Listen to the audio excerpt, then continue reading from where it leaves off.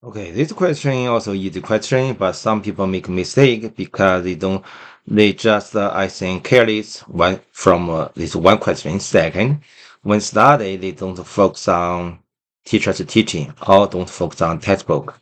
They do this. They said, oh, it's very easy.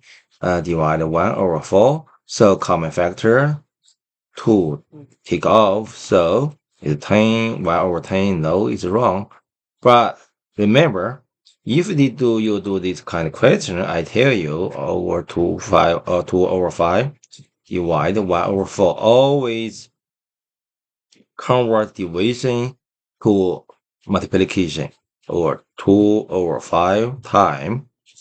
Remember, so if you divide one number you into multiplication, you should time their reciprocal 4/1. So it's 2. Then nominator times nominator, denominator times denominator, 5. So it's 1 with 3/5. This is solution.